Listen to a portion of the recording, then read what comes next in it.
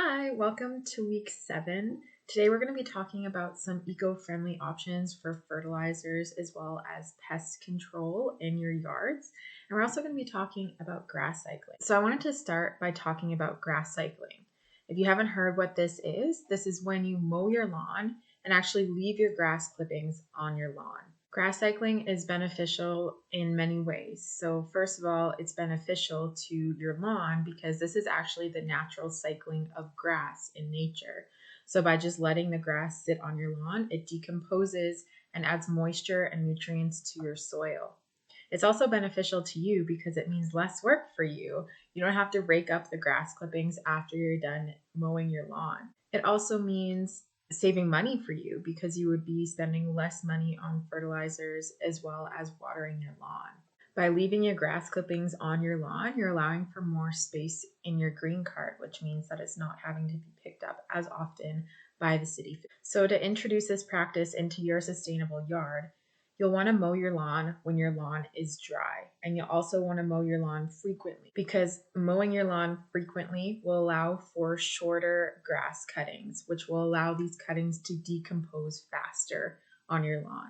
Next, I wanted to talk about options for eco-friendly fertilizers.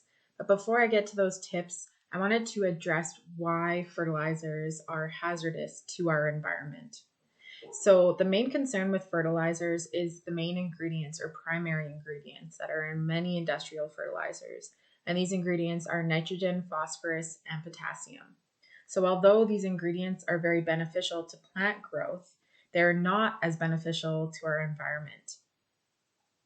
The runoff of these ingredients into our water bodies, such as lakes, ponds, or wetlands, lead to massive algae growth.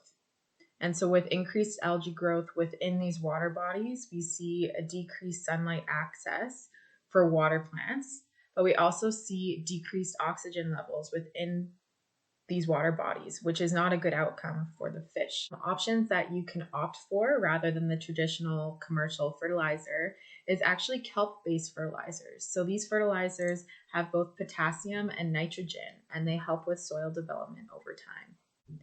Limestone can also be very beneficial to level out the pH of your soil. So if you have problems with acidity in your soil, you can try to incorporate some limestone. Acidity can become an issue in soil around coniferous trees. Another option is cow manure or chicken manure. So these products are very dense in nutrients, which will help with plant growth. The only thing with these types of manure is that these manures should only be applied after it's been properly composted because raw manure can burn plants due to its very high nitrogen content. Next, I wanted to talk about eco-friendly pest control options. But before I get to those tips for you, I also wanted to address why it is hazardous to our environment when we use pest controls like pesticides.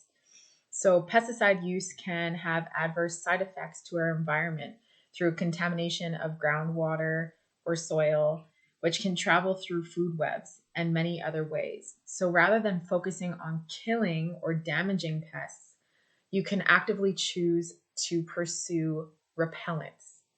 So some more natural approaches to repel pests are first, catnip plant.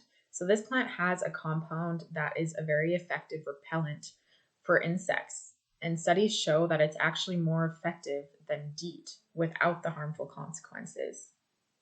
Another idea that you could pursue is companion planting. So this is when you grow certain types of plants together, which deter pests together. When it comes to incorporating plants into your garden that act as a pest repellent, you can try incorporating lavender, basil, mint, and rosemary. So some of these plants actually act as a pest repellent, but also a pollinator attractant. Another option you can pursue is incorporating strong smells.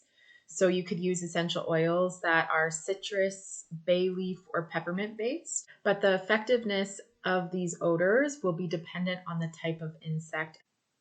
And lastly, on the topic of smell, you can incorporate some spice into your garden. So you can sprinkle some cinnamon, cayenne, or paprika around your garden to repel pests. All right, that is all I have for you this week. So I hope you enjoyed these tips and actually use some of them in your own gardens. If you have more tips that you want to share with us, feel free to email us or comment on our social media posts. All right, have a great weekend.